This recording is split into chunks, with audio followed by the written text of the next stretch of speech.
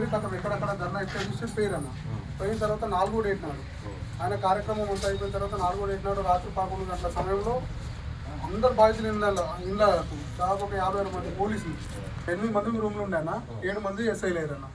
నాకు 2015 నుంచి police department అంటే ఇష్టం, సర్వీస్ చేయాలి, జనానికి ఏదో రకంగా మనం జాబ్ చేసి సర్వీస్ చేయాలని కష్టపడి చదివితే నేను పోయి 2011 అక్కడ చదువుకున్నాను.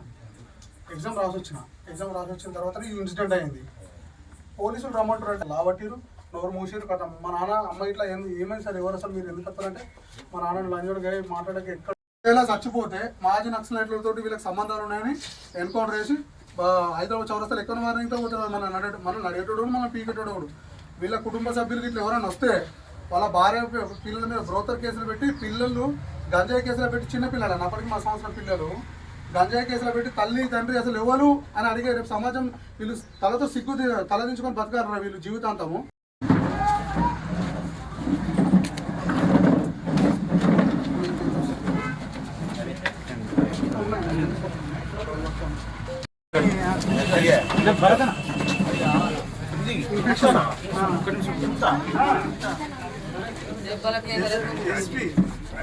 ఎస్పీ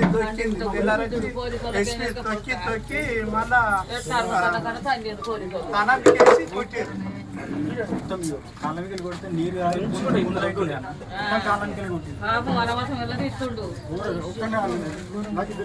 వీళ్ళు ఏం పని కూడా చేసుకోలేరు అన్న.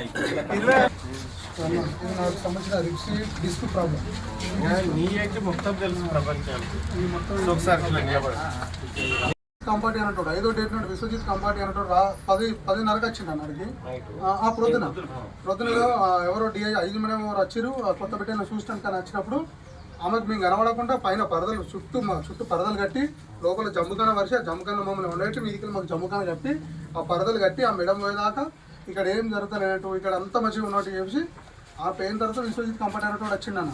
రాగానే ఇట్లా తీసిండు వాచ్ తీసి వారే కాలపై కొట్టి వెనుకకి తొక్కి పడతారు, ఉల్టా వండ పెడతారు. ఉల్టా వండ పెట్టి ఇట్లా ఉంటాయి కానీ ఇవి రోకల్ బండ ఇట్లా ఉల్టా వేసి ఇంత ముద్దులా పెట్టి ఈ ఉల్టా ఉంటే ఇట్లా మొరతాయి కన్నా ఈ కాళ్ళ మీద కూర్చుంటారు మొత్తం ఇట్లా ఊపుతారు. ఇట్లా ఉయ్యాల ఊపినప్పుడు ఏంటంటే ఈ జాయింట్ ఇట్లా కొంచెం ఫ్లెక్సిబుల్ అయ్యి ఇట్లా మన దగ్గరికి వస్తుంది. ఇక నరకం ఎట్లుంటుంది అంటే అసలు మనిషి అసలు జన్మలో ఉంటే చచ్చిపోయినాక నరకం ఎట్లుంటుంది తెలియదు కానీ కన్న నిండా నరకాన్ని చూసినాం మనం. కానీ అన్ని నరకాలు చూసినా అందరు వచ్చారు, అందరు తిరిగారు, అందరు కొట్లాడారు. ఎన్ని రోజుల పాటు వాళ్ళు పోలీసులు? 5 రోజులు అన్న. పోయినా స్టార్ట్ చేసారు ఇక వాళ్ళు ఆల్రెడీ అంతా ప్రిపేర్ ఉన్నది కాబట్టి పోయినాక వెంటనే స్టార్ట్ చేసారు అన్న. ఈ బాగా వశపడక ఇట్లా మనం పండుకుంటే మత్తు వశపడకపోతే మత్తు ఇంజక్షన్ ఉంటాయి కదా, మనం ఈ నొప్పి కోసుకోకపోతే ఇంజక్షన్లు వేస్తే నీడిలు ఉంటుంది కదా, ఇనుపది నీడిలు ఇది రీగిపోతే దాన్ని కడిం ప్లేట్ తోటి తీసుకుంటే మత్తు ఇంజక్షన్ తీసుకుంటాం. రాజన్న సిరిసిల్ల జిల్లా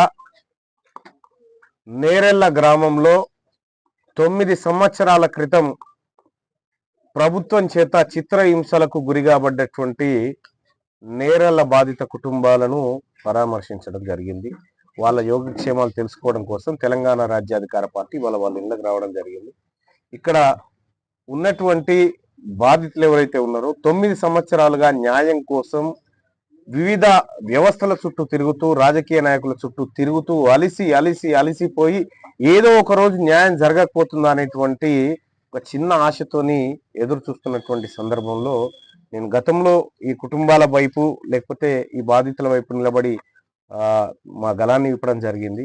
ఒక తెలంగాణ రాజ్యాధికార పార్టీ రాజకీయ పార్టీగా ఆవిర్భవించిన తర్వాత తెలంగాణ రాష్ట్రంలో టాప్ 10 మేజర్ ఇష్యూల్లో ఒక ఇష్యూగా భావిస్తున్నటువంటి నేరెళ్ల బాధితులకు సంబంధించినటువంటి ఇష్యూ ఏదైతే ఉందో ఈ ఇష్యూ పైన ఒక రాజకీయ పార్టీగా వీళ్ళని కలవడం జరిగింది. బాధితులకు 9 సంవత్సరాల వరకు కూడా ఇప్పటి వరకు న్యాయం చేయకుండా కేవలం ఈ ఇష్యూను వాడుకొని రాజకీయంగా పబ్బం గడుపుకున్నటువంటి రాజకీయ నాయకులందరికీ కూడా సిగ్గుచేటు ఇది.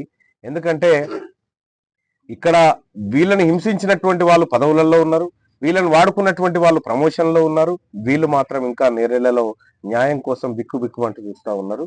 సో తెలంగాణ రాజ్యాధికార పార్టీ డిమాండ్ చేస్తూ ఉంది కాంగ్రెస్ పార్టీని, మీరిచ్చినటువంటి హామీ మేరకు నేరెళ్ల బాధితులకు న్యాయం చేస్తాము, నేరెళ్ల బాధితులపైన దాడి చేసిన వారిని అరెస్టు చేసి లోపటేస్తాము, చట్టం ముందు నిలబెడతామని రేవంత్ రెడ్డి గారు అలాగే ఈ కాంగ్రెస్ పార్టీ ప్రభుత్వం హామీ ఇచ్చింది. 2 సంవత్సరాలు గడిచిపోయింది, ఇప్పటి వరకు హామీలో ఒక్క అడుగు కూడా ముందుకు పడలేదు.